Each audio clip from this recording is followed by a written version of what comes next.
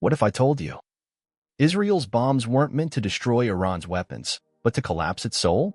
In just weeks, Israeli warplanes struck deep not just into bunkers, but into Iran's ethnic fault lines, forgotten provinces, and inner power circles. But here's the twist. The more they bombed, the stronger Iran's fractured nation began to unite. Is this strategic genius, or the birth of a catastrophe? This isn't the story the headlines are telling. This is the war behind the war, the one happening in silence, shadows, and history's echo. Stay with us because by the end of this video, you'll understand how a war aimed at destroying Iran's regime may end up saving it. In the stillness of midnight, a fleet of American B-2 Spirit bombers pierced Iranian airspace, undetected, silent, and lethal. Their target, Iran's most fortified nuclear facilities, buried beneath layers of hardened concrete and deep within mountain ranges that were thought to be impenetrable. But stealth met precision. Within hours, satellite feeds lit up with thermal signatures, massive craters, collapsed silos, scorched earth. On the surface, the mission appeared successful. Yet, beneath the rubble lies a chilling uncertainty. Despite the destruction, a far more dangerous question remains unanswered: what happened to Iran's most critical asset? Roughly 400 kilograms of uranium enriched to 60% purity, dangerously close to weapons grade, has vanished. Months before the strike, Iranian intelligence quietly relocated the stockpile to undisclosed locations, anticipating a move just like this. And here's the terrifying truth. Pushing that material to 90% enrichment is neither technically challenging nor time-consuming for Iran's experienced nuclear scientists. That amount, 400 kilos, could form the fissile core for at least 9 nuclear warheads. As long as that stockpile remains hidden, as long as the infrastructure and scientific know-how remain intact, Israel sees no conclusion, only a countdown. Prime Minister Netanyahu isn't just playing defense. With full nuclear disarmament now a fading dream, he may shift focus. The new goal: dismantle every node in Iran's nuclear defense web, the people, the labs, the bunkers, and the systems that shield the program from destruction. In his eyes, this is not a skirmish. It's unfinished war. From the very outset of the war, Israel's strategy extended far beyond striking hardened nuclear bunkers. Israeli fighter jets launched deep raids not only on military facilities, but on something far more fragile: the fabric of Iran itself. Precision strikes rained down on provinces like Khuzestan, Mahabad, and Tabriz, regions with long-standing ethnic tensions and deep historical grievances. These weren't just tactical hits. They were psychological and political incursions aimed at Iran's internal pressure points. Why these areas? Because they sit along Iran's fault lines, not geological, but societal. In Khuzestan, the Arab minority has simmered with discontent for decades. In Mahabad and Tabriz, the Kurdish and Azerbaijani populations have long harbored dreams of autonomy or even independence. These aren't merely rest yet. Beneath the rubble lies a chilling uncertainty. Despite the destruction, a far more dangerous question remains unanswered: what happened to Iran's most critical asset? Roughly 400 kilograms of uranium enriched to 60% purity, dangerously close to weapons grade, has vanished. Months before the strike, Iranian intelligence quietly relocated the stockpile to undisclosed locations, anticipating a move just like this. And here's the terrifying truth. Pushing that material to 90% enrichment is neither technically challenging nor time-consuming for Iran's experienced nuclear scientists. That amount, 400 kilos, could form the fissile core for at least 9 nuclear warheads. As long as that stockpile remains hidden, as long as the infrastructure and scientific know-how remain intact, Israel sees no conclusion, only a countdown. Prime Minister Netanyahu isn't just playing defense. With full nuclear disarmament now a fading dream, he may shift focus. The new goal: dismantle every node in Iran's nuclear defense web, the people, the labs, the bunkers, and the systems that shield the program from destruction. In his eyes, this is not a skirmish. It's unfinished war. Not long after the airstrikes, PJK, the Kurdish militant group entrenched in Iran's mountainous northwest, released a carefully worded statement. On the surface, it called for ethnic Kurds to rise in the name of freedom and self-determination. But beneath the diplomatic tone, the message was unmistakable: now is the time to strike. Iran, once considered an impenetrable fortress, is bleeding at its edges, and the outer provinces can smell the vulnerability. JAX's operations span the volatile provinces of Iranian Kurdistan and Kermanshah, areas where ethnic Kurds make up the overwhelming majority. These aren't just peripheral regions, they are historical hotbeds of resistance, with generations of unrest simmering beneath the surface. It's no coincidence that Israeli warplanes have repeatedly struck targets here not because they contain nuclear silos or missile platforms, but because they house the nerve centers of local control. Israeli precision strikes have hit command posts, surveillance facilities, and paramilitary barracks installations that, while posing no direct threat to Tel Aviv, are vital for Tehran's internal grip. Destroying these sites isn't about crippling Iran's ability to strike abroad, it's about loosening its grip at home. Without them, the regime's capacity to monitor, suppress, and control ethnic minorities in these regions erodes rapidly. And here lies a deeper truth that Iran's central government has long tried to conceal. Persians make up only about 55 to 60% of the population. The rest of Iran is a mosaic of ethnic identities, each with its own language, history, and long-held grievances. From Arabs in the southwest to Baluchis in the southeast, from Azerbaijanis in the north to Turkmens, Laz, and others scattered across the nation, the Islamic Republic governs not a monolith, but a fragile union. This diversity, often touted as cultural strength, can quickly turn into political fracture, especially when external pressure meets internal discontent. The vast majority of Iran's ethnic minorities reside not in the urban heartland, but along the outer rim of the country, a sweeping arc of rugged mountains, remote valleys, and borderlands where Tehran's grip has always been tenuous at best. In these regions, state control fades and local identity intensifies. Iran's geography plays a powerful role in this fragmentation. The country is ringed by formidable mountain ranges, the Zagros in the west, the Alborz in the north, and harsh plateaus in the southeast. These natural barriers don't just divide land, they divide people. Communities separated by peaks and passes have developed in isolation for centuries, preserving languages, customs, and tribal loyalties that are distinct from the Persian core. In places like Kurdistan, Kazakhstan, Sistan Balochistan, and Azerbaijan, local cultures haven't merely survived, they've resisted assimilation. The result is a country that looks unified on a map, but in reality resembles a patchwork of nations within a nation. This fragmentation isn't new. In the early 20th century, during the collapse of the Qajar dynasty and the rise of the Pahlavi monarchy, many of these regions briefly tasted autonomy. Some even established short-lived republics or self-governing councils. But as power centralized in Tehran, those freedoms were methodically stripped away. The modern Iranian state was built not on federalism, but on forced cohesion backed by military pressure, intelligence networks, and ideological conformity. Over time, that centralization bred a deep sense of alienation in the provinces. Ethnic communities felt their voices silenced, their traditions marginalized, and their political aspirations labeled as threats to national security. What began as cultural pride turned, in many cases, into calls for secession. And now, with war shaking the foundations of the regime, those long-buried ambitions are surfacing again. For Israel and any force seeking to destabilize Iran, this internal geography. The long arc of centralization in Iran didn't just consolidate power, it helped shape the Islamic Republic into one of the most authoritarian regimes in the region. In doing so, it alienated the very communities that had once been promised a voice in shaping the nation's destiny. For decades, Iran has grappled with persistent demands for autonomy, sometimes even outright separatism, from its ethnic minorities. These demands haven't emerged in isolation, they've erupted in moments of national crisis, when the center weakens and the periphery dares to dream. One of the most telling examples came during the 1979 Islamic Revolution. While the revolution swept away the Shah's monarchy, it didn't unify the country, it fractured it. As chaos unfolded in Tehran, ethnic minorities seized the moment. The Kurds, Turkmens, and Arabs attempted to break away entirely, launching armed uprisings in their homelands. Azerbaijanis, though more cautious, called for significant self-rule and cultural rights.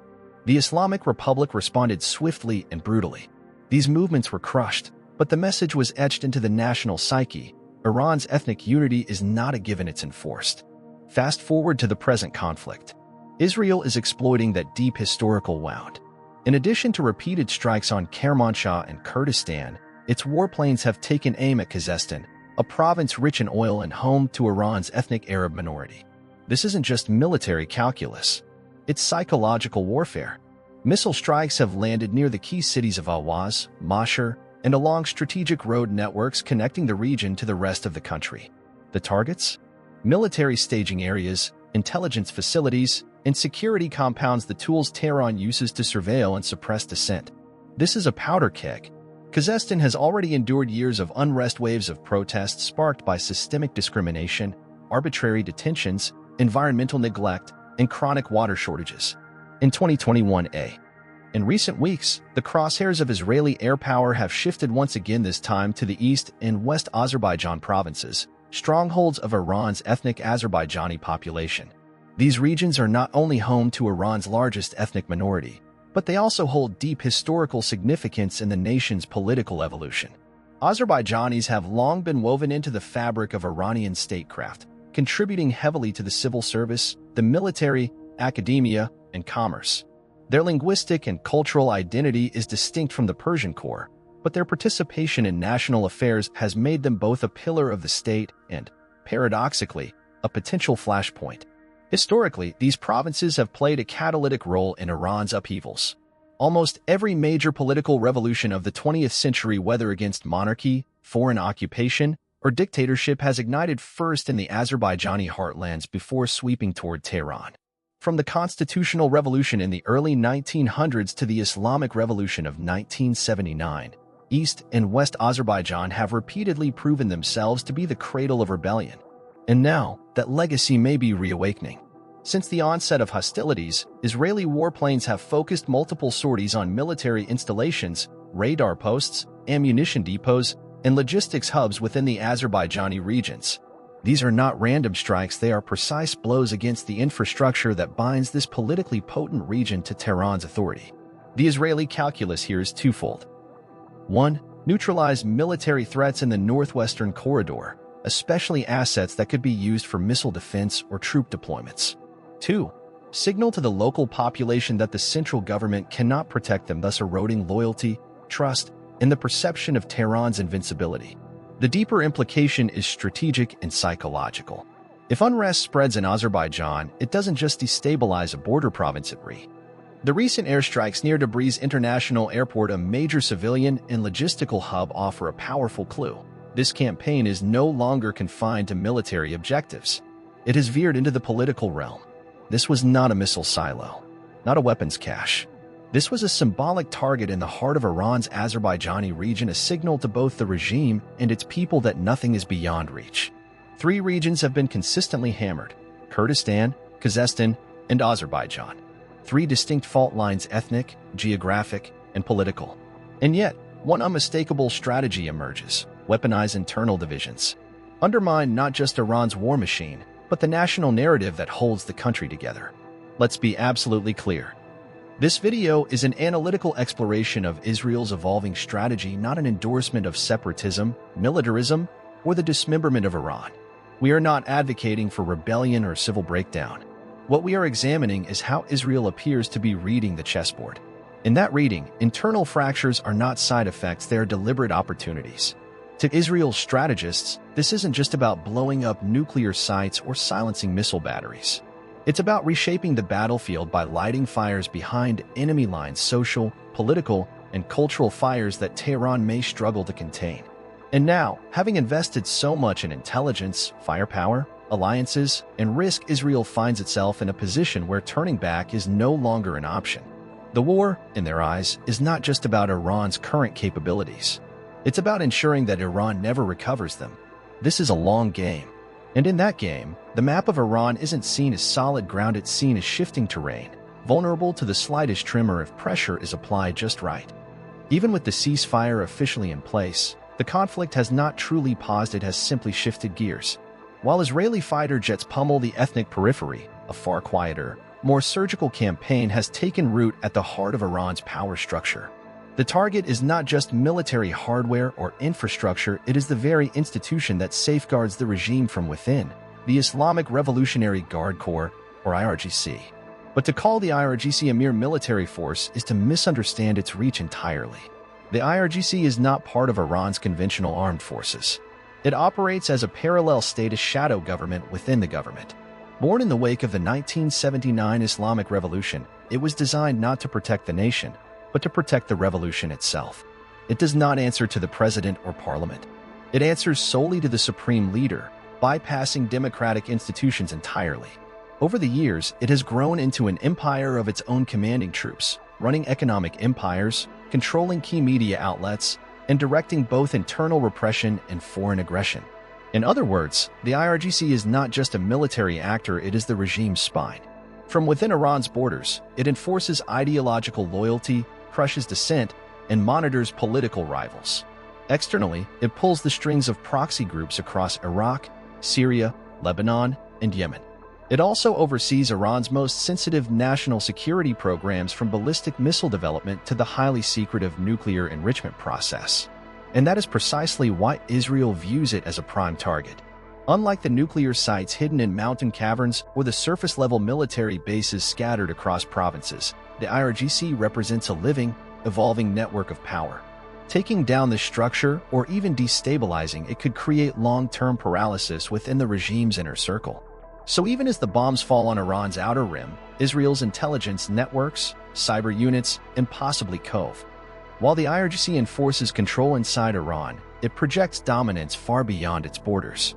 Through an intricate web of proxy militias, foreign alliances, and covert operations, the IRGC functions as Iran's unofficial foreign legion, waging shadow wars from Beirut to Baghdad, from Damascus to Sana'a. Its reach is not theoretical.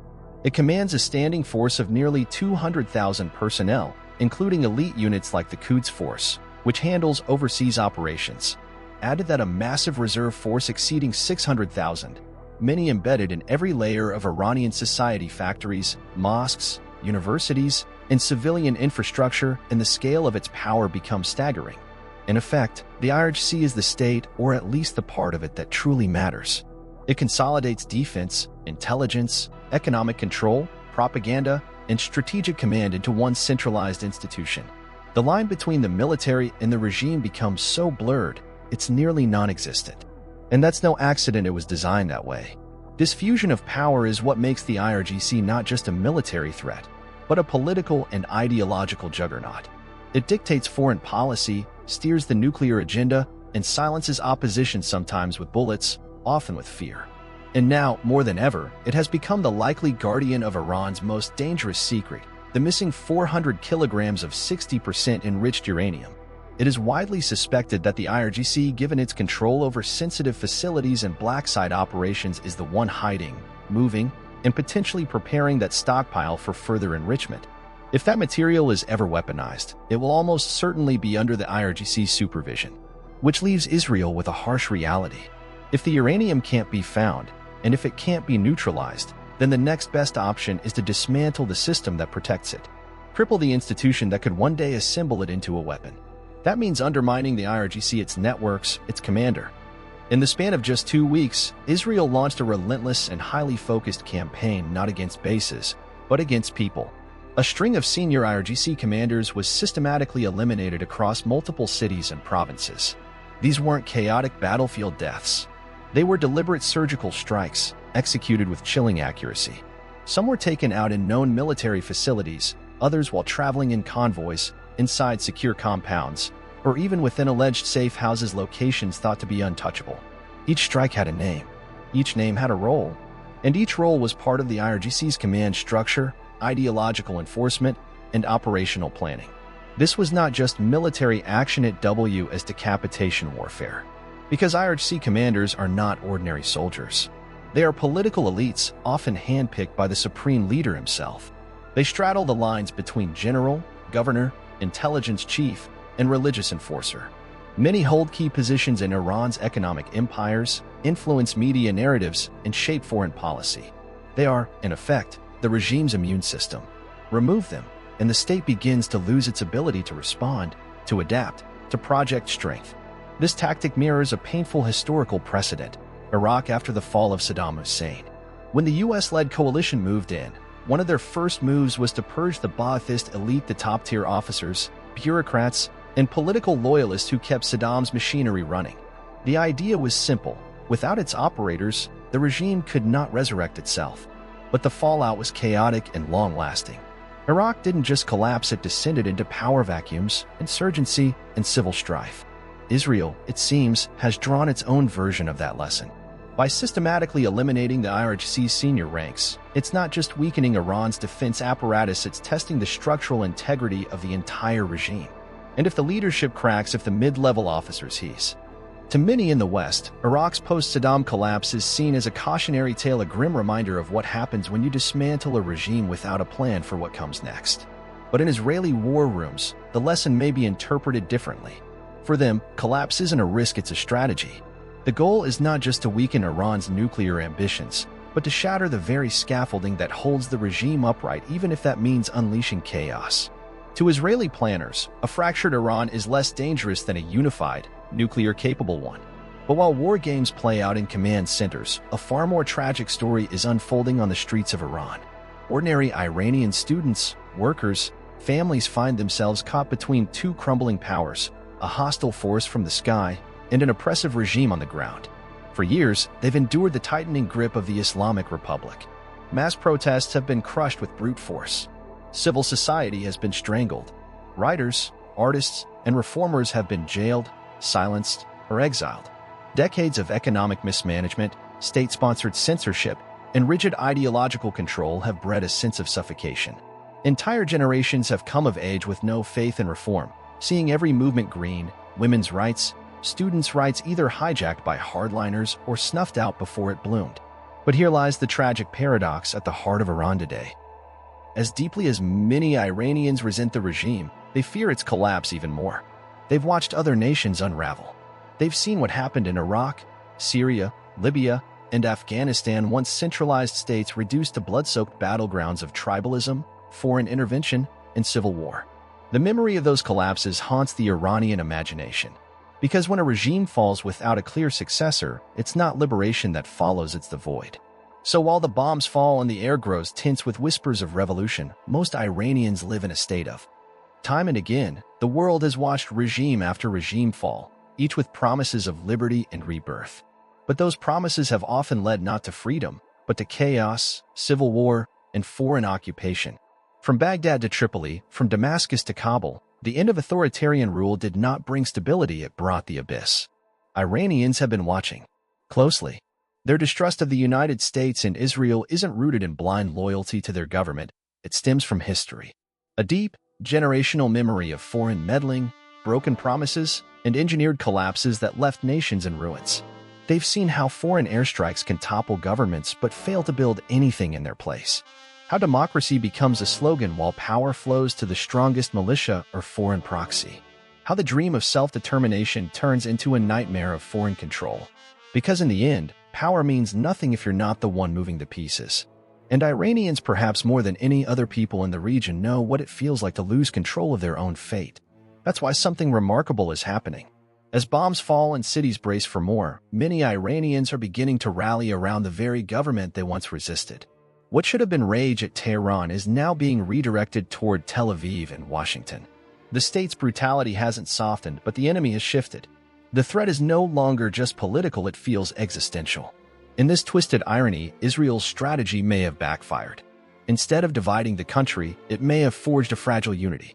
What once fractured Iran, ethnic divisions, political discontent, generational despair, is now momentarily eclipsed by a shared sense of national survival. The regime, once isolated from its people, is rebranding itself as the shield against foreign aggression. Bombs that were meant to break the state have instead legitimized it in the eyes of many.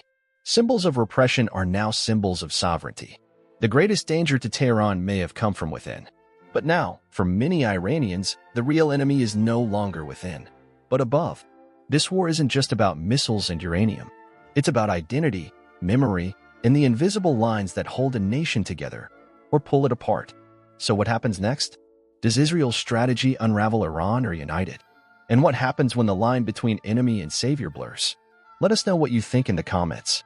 Is this the beginning of Iran's downfall or the unexpected rise of a new nationalism? If you found this analysis eye-opening, don't forget to like, subscribe, and turn on notifications because we dive deep into the stories that others only skim.